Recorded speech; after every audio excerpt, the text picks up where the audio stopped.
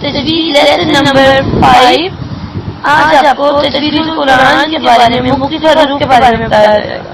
قرآن پاک کے کون سے حروف کیسے ان کی ادائیگی کیسے کی جائے.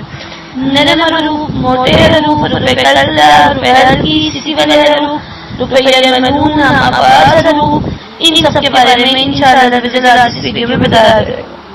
سب سے پہلے آج آپ کو بتاتے ہیں نرم حروف کون سے ہیں. انشاءاللہ یہ ویڈیو بہت ہی انفارمیٹیو ہے.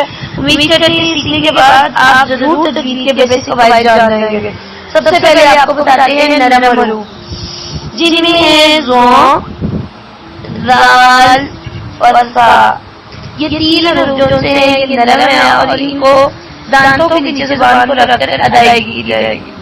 اس کے بعد آپ کو بتایا جاتے ہیں موٹے حروف. موٹے حروف کون سے ہیں؟ یہ وہ حروف ہیں جن کی ادائیگی کرتے ہوئے ان کو موٹا کر کے پڑھیں گے، یعنی پر کر کے پڑھیں گے. جیسے صاد، ضاد، ظ، خ، غین، قاف.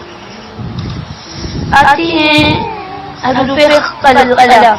قلقلہ حروف ہیں جن کی موٹی کاف کی طرح ان کی ادائیگی کی جائے گی، جیسے کہ قاف، قا، با، جیم، دال. یہ ہیں حروف قلقلہ. اب آتے ہیں حروف حلقی کی طرف. حروف حلقی وہ ہیں جن کو حلق سے ادا کیا جائے گا. یہ کون سے حروف ہیں؟ حمزہ، ہ، عین، ح، غین، خ. یہ ہیں حروف حلقی. اب دیکھتے ہیں حروف منون کون سے ہیں.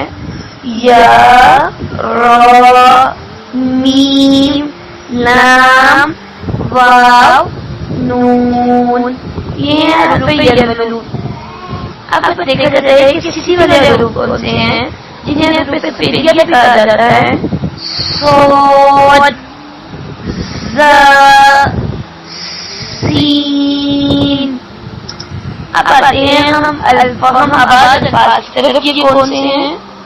تا، قا، اس کے بعد تھا، سین.